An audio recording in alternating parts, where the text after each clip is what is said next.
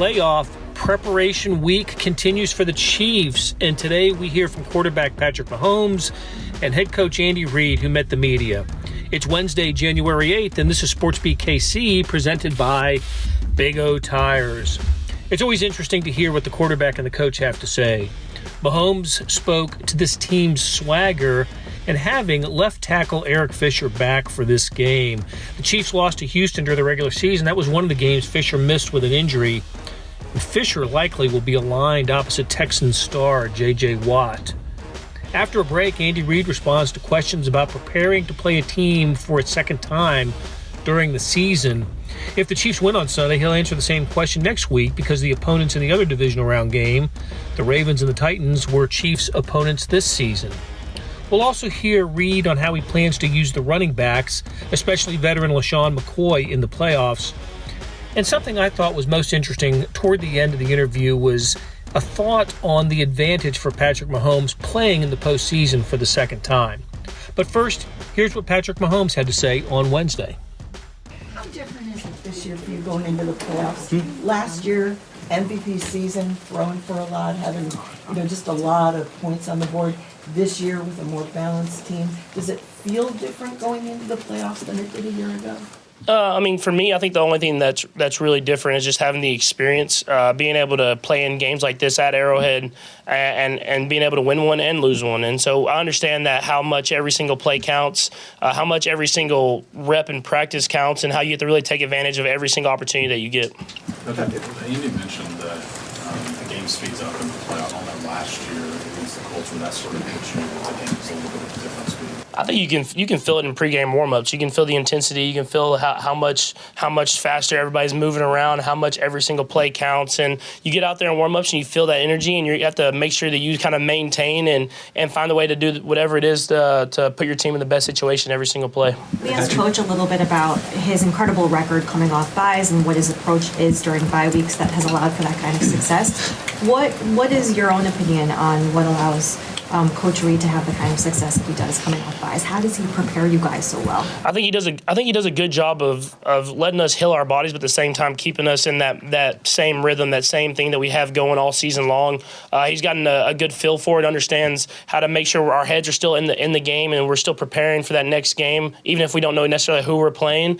And at the same time, we're healing our bodies and making sure that we're able to play fast when we get there. And so that's something that he's really kind of mastered as he's gotten his coaching career throughout the years. When you think back to that Week 6 game, just where are you health-wise, maybe compared to, I know you had that lingering ankle thing in Week 6. Where are you health-wise, you think, compared to that? Yeah, obviously the ankle thing has felt better and better as the season's gone on, and I've been able to heal that up. But, going out there, I still think I'm going to be able to move and do all this similar type of things. I know I kind of banged it around that game, but going in, I'm definitely feeling good and ready to go out there and just play a football game. I just asked Coach this a few minutes ago, but for you, similar to going up against the division team that you're so familiar with them, how much easier is the process in preparing for a team that you faced already with the schemes? So when you're sitting down for game plan meetings, that you have a better idea, you're not starting from scratch with a new look. Yeah, I think it's better when you can understand each and every player and kind of what they do and what things they're really good at and what things they don't do as well, and you're able to kind of figure out exactly how you want to attack. Obviously this defense has a lot of really good football players on it, so we know it's going to be a challenge, and so we're just excited for the opportunity to go out there and play against one of the best teams in the football league at this time of the year. During the bye week, you had enough time to kind of look back at yourselves. What did you kind of learn about yourselves going into the playoff run offensively that you feel that maybe you guys should improve upon more, things that you could correct? I think it's just keep getting better at what we're doing. I think we're doing a good job of keeping it balanced, running, throwing, whatever it is, the screen game, and really everything, and just trying to do what we can to keep this offense rolling. And I think if we can just keep majoring on the details and focusing in on it, that we'll keep being able to put up points when we need to. As you watch the games on Saturday, you're sitting there watching these playoff games, you're waiting for your opponent, right? Mm-hmm. How many times did you think it was going to be this team and that team and the other team? What was your Saturday like watching these things? Yeah, I didn't necessarily focus on who it was going to be. We got a little lucky because the Patriots and Houston kind of play similar schemes, and then I watched a little bit of Buffalo during last week as well, and I kind of just try to keep myself with just a broad base of who we could play, and luckily I watched a good amount of Houston and we got them, and so I was able to really focus in on that as I came into the facility that next day and as this week has went on. on. Both teams are different, right? But when you look back at what the Texans did last week, how much different did they actually look from your eyes? Yeah, I mean, I think they do a good job of doing specific game plans for teams versus us. I mean, they did it one way. They do it different versus another team. And so I think the biggest thing is getting out there early in the game and figuring out what their game plan is and then finding ways to execute against it. And I think Coach Reid's done a good job of kind of building the game plan that we're able to do those things. After the game last season against the Patriots, you talked about needing to let it hurt and that it should help you move you guys forward in the offseason. I'm curious what you remember about the immediate aftermath of the game and how you felt and what you started to do to move toward this season, how quickly you did that. Yeah, I mean, anytime you lose and you're that close, you don't feel good. You're not going to be happy with the season. But as you look back on it, you understand the experiences that you got, and so I'm gonna try to use those experiences to go out there and find a way to keep playing. I mean, we understand it's a day-by-day process. You have to execute every single day and be the best player you can be every single day, from practice to meetings to whatever it is, so that when you get to those games, you can execute at a high level and try to just keep playing. When you came off the field, do you remember any sense of what you really felt or what you observed as you went into the locker room, and any particular hurt that came to mind? Yeah, I mean, that's stuff that you've kind of have with every time you end a season, no matter what level it's at. But when you're that close, you want to make sure you give yourself an opportunity to get back. And so we've done that this year. We're in the playoffs. We understand we're still far away from our ultimate goal, but we understand it's a day-by-day process, and it's not something you can do on one weekend or one game. Patrick, I remember before the season opened this year, just kind of the expression you had when I asked you about an entire OTA, mandatory minicamp, training camp to develop new plays that you guys had not put out together. Some guys in the locker room have mentioned the idea that maybe there are new plays that could be presented in the playoffs. Just how intriguing is that, and how much of an aspect can that be on Sunday to do something new that haven't been shown in the first 16 games? Yeah, I mean, Coach Reid does a good job of having new plays every single week, it seems like. When we work on stuff, even if we don't use it, we're able to kind of carry it on to the next week and find ways to execute it versus different defenses. And so I think that's a great thing to have at this point in the season. You're able to still do stuff that the teams can't scout for and do stuff that you can hopefully have success with against those defenses. You had to play an extended stretch this season without Eric Fisher.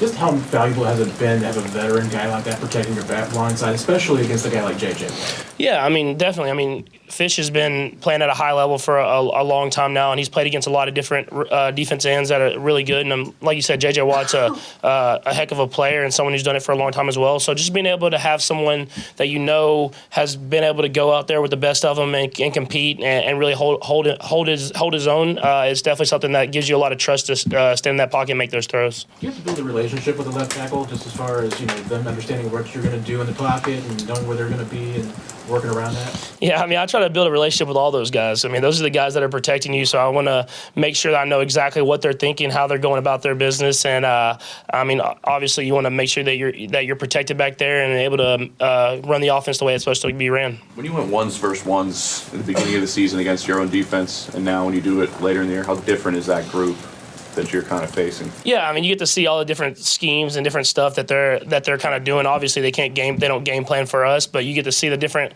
looks and how that quarterbacks have to really combat that. And I mean, I'm glad that I'm not playing against them. I'll say that. I think what you see from Tyrann Mathieu is championship swagger. It seems like last game it sort of is bleeding into a lot of the offensive conversation as well. Just how much as a team do you think that they bought into this idea that he's presented? Yeah, I think it's a mentality. I mean, that's the biggest thing at this point of the season. You're not going to be feeling the best. You're not going to be in your perfect tip-top shape, but you have to have that mentality that every single day you're gonna try to be great.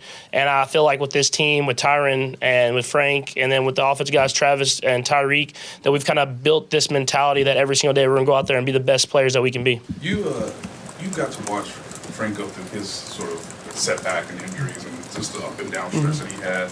Obviously, everybody knows about your injury. Just from your vantage point, going through what you went through, what was it like to sort of see him do his own sort of version of perseverance through this regular season? Yeah, I mean, it's been awesome to see him kind of come on as late as he's gotten healthy and been able to do the things that he normally does. I mean, being last year playing against him, I understood that he's a good football player that's always around the quarterback, and you see him go throughout the season and he has his things or whatever it is, and kind of now getting healthy, you can see how much he can really impact the football game. And so I understand that with our defense, they're kind of all kind of coming into their own now and really impacting the game. And so we're going to try to do our part as an offense to find ways to win football games. Patrick, I understand AFC Championship game won't stop with you for a bit. I'm curious, how long did the anger phase about that loss last? I think it wasn't until after the Super Bowl. I think I kind of went away and you watched the Super Bowl last year and you're like, man, I wish we were in that game. But after that, I kind of just went right back to working out, getting my body in the best shape possible, and trying to prepare to be in moments like we'll be in this weekend.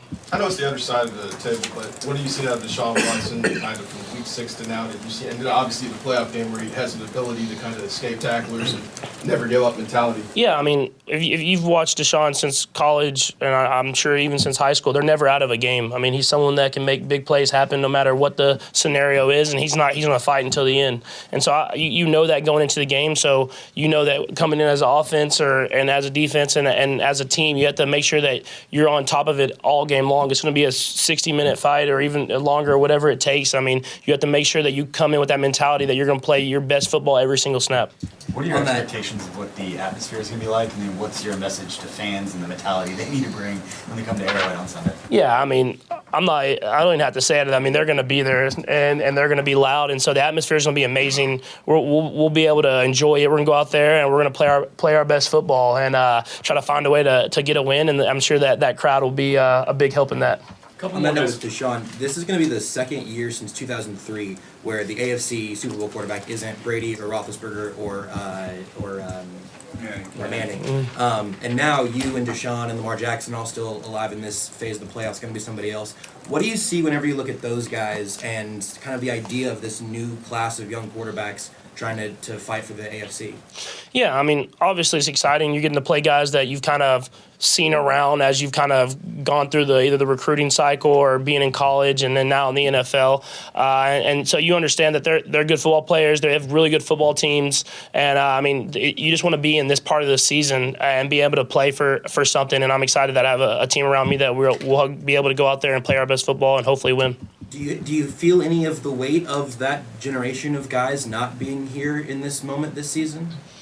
Not necessarily. I mean, for me, it's all kind of that same mentality. No matter who it is, we have to go out there and do what we do as an offense, as a team, in order to win. And we understand that the challenge is going to be high, but we're going to still play our best football. Success throwing the football down the field, Pat. What is the successful part for you? Is it feel? Is it the chemistry, the timing? Andy said it was timing. What do you? Yeah, I think the biggest thing is just knowing when to take your shots and when to kind of go for the big play. It obviously helps that I have really fast guys running routes for me and that can go out and catch the ball. But, just being on the same page with those guys and giving them chances to make plays. Okay, thanks, guys. If your steering wheel has more traction than your actual tires, that's a big O no. Thankfully, for all your car's big O no's, there's always a big O yes. Now through February 2nd, buy 3, get 1 free on select sets of 4 Aspen Touring AS or Mesa AP2 brand tires with paid installation purchase. Big O Tires, the team you trust. Disposal fees extra and up to 10% shop fee based on non-discounted regular retail price not to exceed $35 where permitted. See store for pricing. Eligibility may vary. Not valid with other offers. At participating locations, no cash value. Hey, it's Blair. Hey, we have a special subscription offer for SportsBeat KC listeners. Unlimited digital access to the Kansas City Star's award-winning sports coverage. Sign up now for 1 year of Sports Pass for access to all the sports news, features, and columns we have to offer. And it's only $30. That's a 40% savings off our regular rate. For your convenience, your subscription will automatically renew after the initial term at $50 unless you tell us to cancel. A lot of subscription services won't tell you that. They'll just sneak it on there. We just told you. Your subscription helps support the sports coverage of kansascity.com and the Kansas City Star. Please visit kansascity.com/SportsBeatKC offer to get this special offer. And as always, thanks for listening. All right, so really the only person that'll miss practice today is Mo Claiborne, and it's for personal reasons. So it's not due to injury. Everybody else will practice. Look forward to the challenge of playing the Texans. We know they're a good football team, so we got to get ourselves ready, and we're going to go through the process of that and get ready again for to play against a good football team and a great atmosphere here at Arrowhead. So with that, time's yours. Andy, what makes a good deep passing game in your eyes? Kind of the way you've developed it over the years. Completions. It's got to be worked timing-wise with the quarterbacks and the receivers, tight ends, running backs in some cases. So there's just there's a ton of timing and work that goes into that. So and then practicing it, having good players, good quarterbacks. So.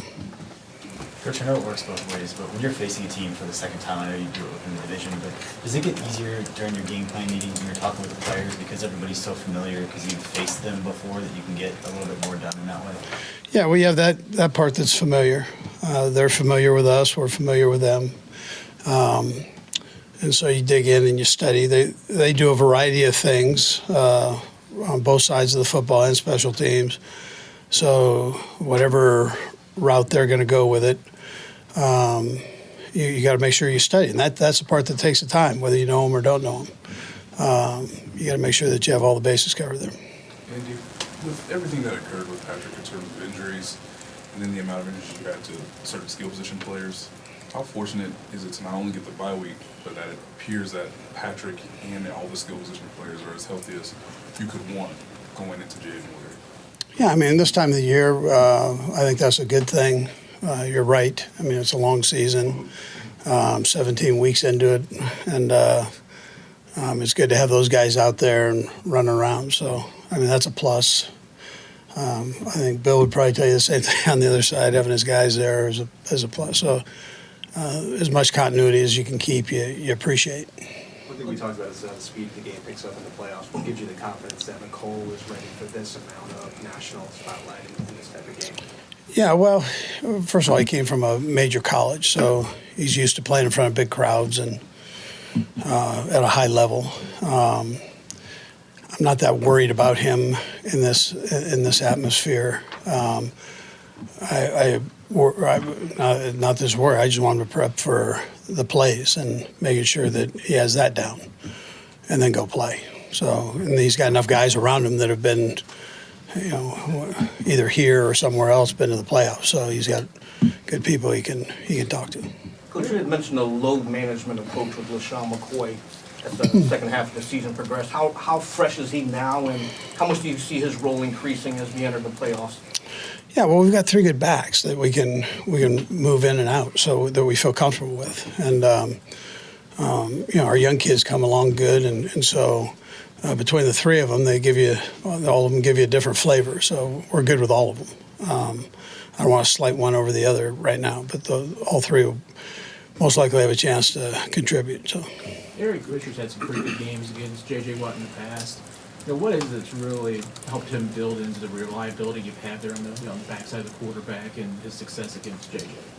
Well, they know each other first, right, from college. So before he transferred to Wisconsin, they were together, up in Michigan there. So they know each other. And there's a battle that goes on. I mean, because of that, that's a fun thing to watch. It's JJ's gotten a few, Eric's gotten a few, but it's a good battle, which it will be on Sunday. But there's that personal side of it too, where they know each other. That makes it even better. But I wouldn't say one's over the other. I think they both get after each other, and it's if you have eyes for the O&D line, that's a good one to watch.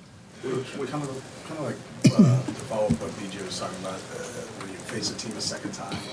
I know it's the playoffs and nobody needs any motivation, right? Because you lose, you go home. But do you find that there's an advantage? If you won, you're extra confident. If you've lost, you've got more motivation to prove that you're better. Is there an edge that comes one side or the other?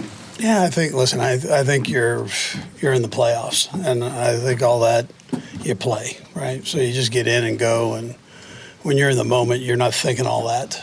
You're thinking of winning your one-on-one battle and how you're going to do that. And if you win it, you want to win it again. And if you get beat on it, then you're going to come back and figure it out and get busy to do it the right way. Is there an edge for the guys who didn't get a chance to play? I don't know. I think they all would like to play because it's a good football team. So now they have an opportunity. Coach, your record coming off byes is pretty incredible. What is your approach to preparing during a bye week that allows you to have that kind of success? Yeah, I don't know that. I mean, I don't know necessarily what other people do.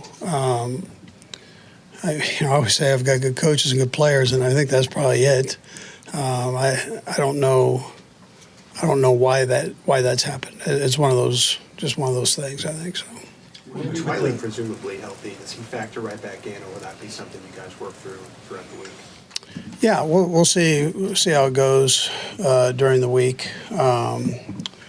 Wiz did a nice job the last time he was in, so we're comfortable with either guy, obviously.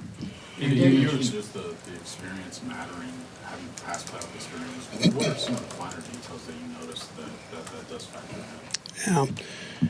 Well, you understand that the game's faster, and it's hard to explain that, but there's a certain urgency that comes with it. Not that the guys aren't playing hard. That's not what it is. It's a step up. And every level you take in the playoffs, they're just that much faster, the game is. Is that something that's difficult to coach and explain? Is something that you actually have to experience it and be on the field for to know it? Yeah, but that doesn't mean you can't be successful at it, right? So you just have to know it and then take it to heart and then go about your work during the week that way. Yeah.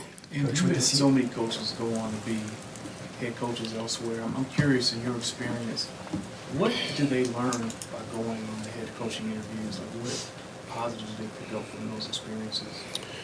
Yeah, so, they can learn a ton about other organizations, how they're run, and expectations there, So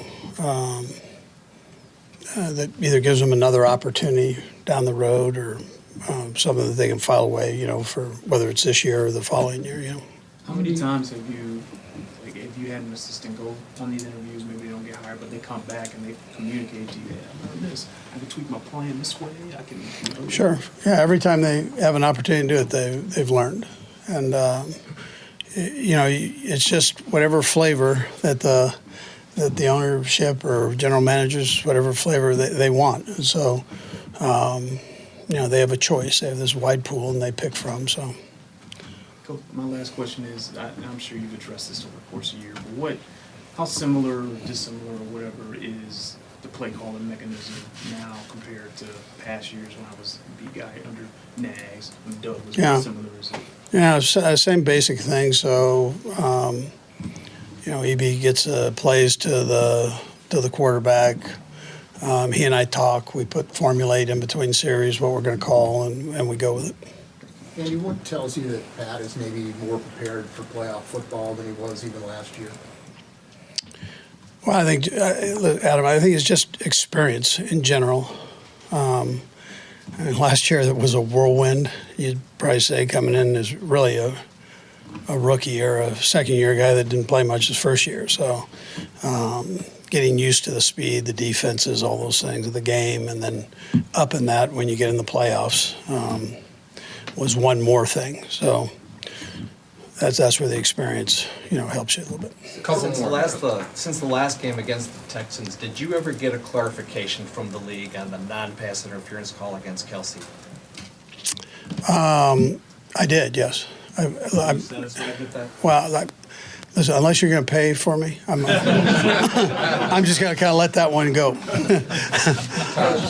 We talked a lot about experience and these young quarterbacks and how they've gotten through experience. Can you think back to when you first coached in playoff games? How much more prepared you are coaching in these games, or how long did that kind of take you to get the feel for the speed? Because it's fast for coaches too.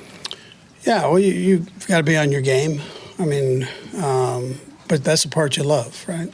So the questions about the players or coaches, I mean, this is what we do, and we're fortunate to be in this position, and you love that opportunity. And it doesn't happen every year. So when you're there, it's the ultimate challenge, and let's go. Did you feel comfortable after a couple of games as a head coach in the playoffs, or when did you feel like, hey man, I understand the speed is where it is? Yeah, listen, I mean, that was a long time ago, so I'm not sure. I don't know that. It's a good question. I just don't know the answer. Coach, you talked a lot about the experience of someone like McCole Hardman in front of big crowds. What is it like for someone like Colin Saunders who didn't come from a big college and is getting ready to play in a big game like this? Yeah, I think with his personality, if you know him, I don't think that's going to bother him. He is as upbeat a guy, and he's very smart, and he's a fun kind of that fun-loving guy that brings energy to a room, and that whole deal. So I don't think that's going to be a problem for him. I don't foresee that. He's not. Coach, you saw the Texans come back from a pretty large deficit when you played them in Week 6 and then again against the Bills. How do you prepare your players going into a game where they're facing a team that has shown that kind of fight till the end mentality? Yeah, you got to play 4 quarters of football. So you know that. You have to do it during the season, even more so during the game. You look at stats over the years and playoff games.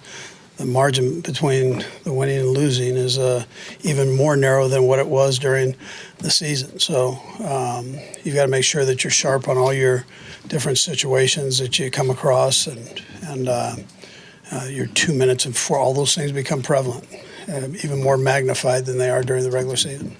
Andy, you mentioned that last year was kind of a whirlwind for Pat, and a lot of things went right, and then this year is the ankle, the knee, and has talked about how he has to win games different ways. Can you kind of talk about the growth you saw in him and how he had to get through this year and kind of the self-scouting that he's kind of seems really good at? Yeah, I loved it because the second year is a tough year for quarterbacks. Tough year.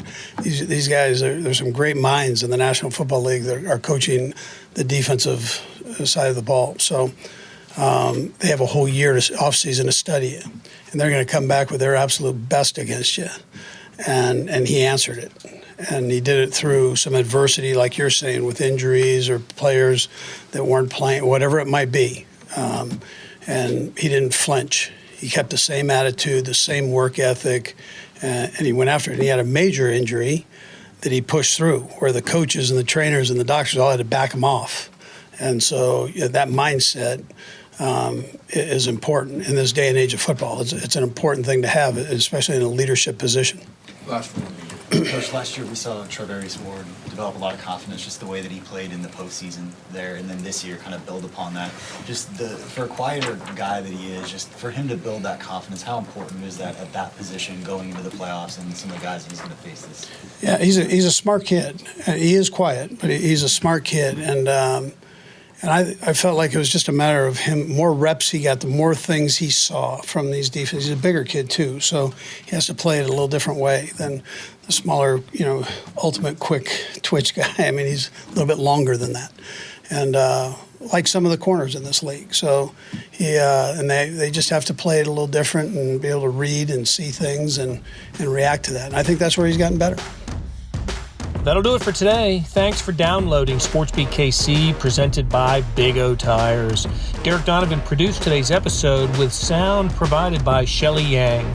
Hey, please take a moment to rate, review, and share this podcast. Every interaction helps. We'll be back on Thursday for another episode of SportsBeat KC, where we talk sports in Kansas City every day.